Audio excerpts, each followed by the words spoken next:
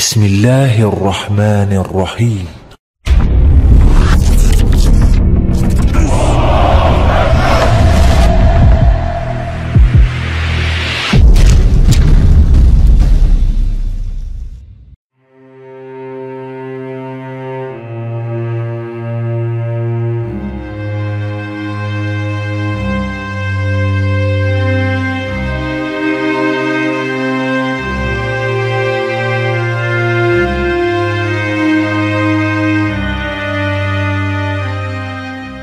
Kisah Menara Babel dalam pandangan Islam memiliki latar belakang spiritual yang terkait dengan dosa manusia, kesombongan, dan pembangkangan kepada Allah. Meski secara eksplisit, kisah Menara Babel tidak disebutkan dalam Al-Quran dengan nama itu. Namun, ada unsur-unsur kisah Babel yang berhubungan dengan nabi-nabi terdahulu, terutama dalam konteks Nabi Nuh, Harut dan Marut, serta Nabi Sulaiman.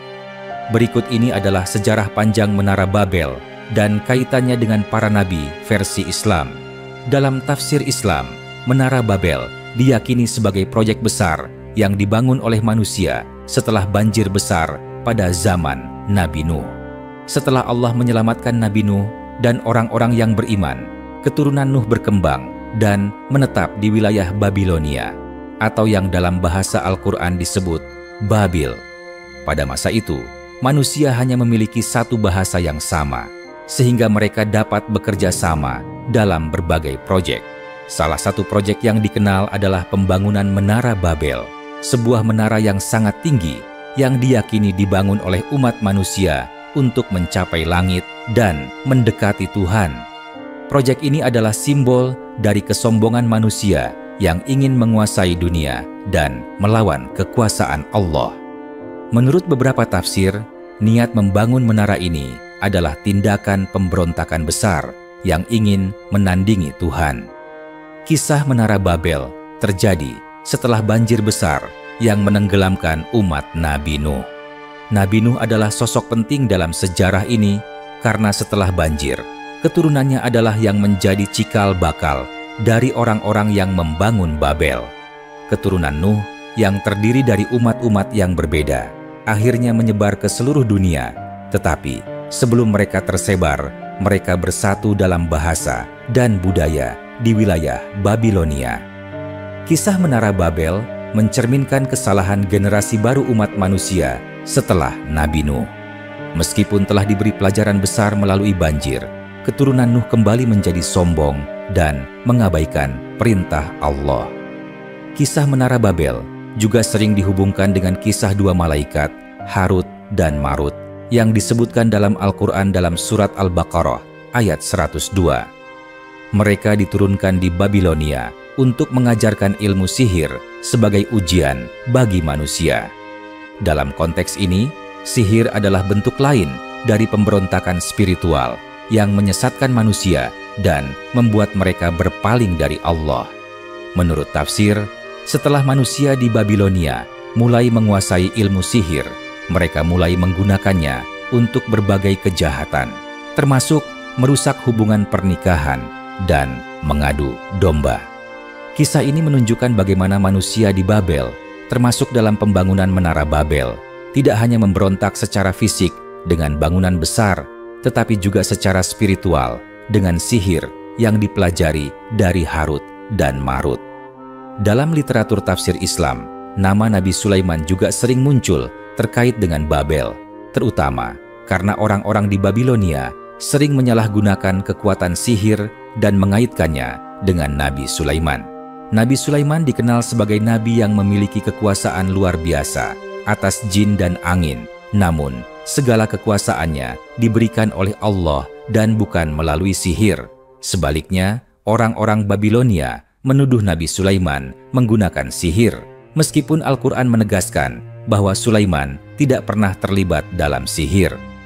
Babilonia dianggap sebagai tempat di mana sihir berkembang luas dan menjadi salah satu pusat ilmu hitam yang dipelajari manusia dengan cara yang tidak diridai oleh Allah.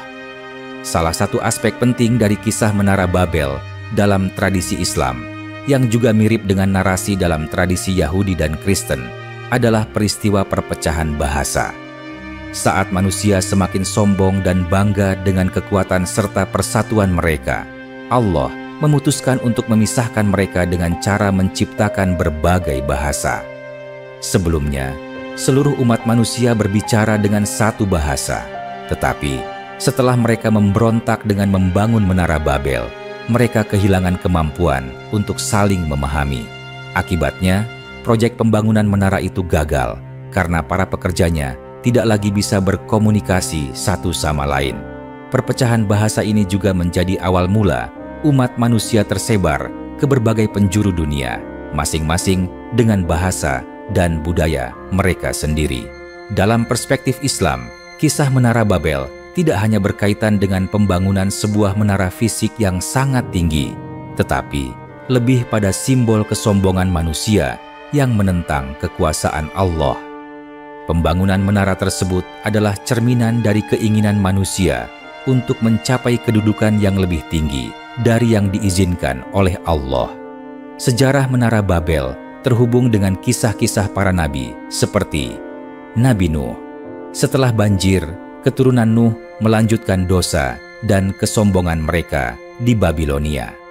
Harut dan Marut, kisah sihir di Babilonia, dan peringatan bahwa sihir membawa pada kerusakan moral dan spiritual. Nabi Sulaiman, penggunaan sihir di Babel salah kaprah disangkutkan dengan kekuatan Sulaiman, meskipun ia tidak menggunakan sihir sama sekali. Peringatan tentang Babel dan Menara Babel dalam Islam adalah pelajaran moral tentang pentingnya ketaatan, kerendahan hati, dan kepatuhan kepada Allah, serta bagaimana pengetahuan yang disalahgunakan dapat menghancurkan manusia. Kejatuhan Menara Babel dalam tradisi Islam tidak hanya terkait dengan kehancuran fisik bangunan, tetapi juga dengan tindakan Allah yang menurunkan hukuman berupa perpecahan bahasa. Ketika manusia berusaha untuk melawan kekuasaan Allah dengan membangun menara ini, Allah mengacaukan rencana mereka dengan menciptakan perbedaan bahasa di antara mereka. Sebelum hukuman ini, semua manusia berbicara dalam satu bahasa yang sama, yang mempermudah mereka untuk bekerja sama dalam membangun menara. Namun, sebagai hukuman atas kesombongan mereka, Allah menciptakan berbagai bahasa sehingga mereka tidak lagi dapat saling memahami. Ini membuat proyek menara tersebut gagal total karena mereka tidak bisa lagi berkomunikasi dengan baik satu sama lain. Surat Al-Baqarah ayat 102 mengisahkan bagaimana di Babilonia manusia mulai tersesat karena mempelajari sihir dari Harut dan Marut. Meskipun ini tidak langsung berhubungan dengan Menara Babel, sihir adalah bentuk lain dari pemberontakan spiritual yang juga menggambarkan kesalahan manusia di Babel. Dengan perpecahan bahasa dan kesesatan spiritual akibat sihir, manusia di Babilonia mengalami kehancuran, baik secara fisik, gagal membangun menara, maupun spiritual, berpaling dari Tuhan. Meskipun tidak ada deskripsi eksplisit mengenai runtuhnya Menara Babel secara fisik dalam Al-Quran, dalam tradisi Islam, kejatuhan Menara Babel dianggap sebagai simbol dari kejatuhan moral dan spiritual umat manusia. Kesombongan mereka untuk membangun sebuah menara yang dapat mencapai surga ditolak oleh Allah dengan cara yang sangat mendalam, yaitu dengan mengacaukan komunikasi di antara mereka. Akibatnya, manusia tidak lagi bisa bekerja sama dan akhirnya menyebar ke seluruh penjuru dunia dengan bahasa yang berbeda-beda. Ini juga menunjukkan bahwa manusia tidak bisa melampaui batasan yang telah Allah tetapkan untuk mereka. Kejatuhan Menara Babel dalam pandangan Islam dapat dipahami dalam beberapa poin penting. Kesombongan manusia. Keinginan manusia untuk menandingi Tuhan adalah tindakan kesombongan yang mengundang murka Allah. Ini mengajarkan umat manusia agar selalu rendah hati dan mematuhi perintah Allah. Pentingnya ketaatan. Manusia diberi pelajaran bahwa mereka tidak bisa melanggar batasan yang telah Allah tetapkan. Pelajaran dari Babilonia adalah bahwa upaya melawan atau menantang kekuasaan Tuhan akan berujung pada kehancuran. Penciptaan. Perbedaan bahasa. Perpecahan bahasa adalah salah satu bentuk hukuman Allah yang memiliki dampak jangka panjang pada sejarah manusia. Ini adalah simbol dari ketidakmampuan manusia untuk mencapai tujuan mereka tanpa persatuan yang diridai Allah.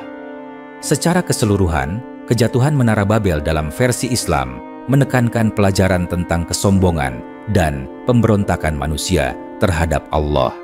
Tidak ada detail fisik yang jelas tentang bagaimana menara itu runtuh, tetapi kisah tersebut lebih berfokus pada kehancuran spiritual umat manusia dan bagaimana Allah merespons kesombongan mereka dengan cara yang membuat mereka tidak bisa lagi bersatu dalam tujuan yang salah.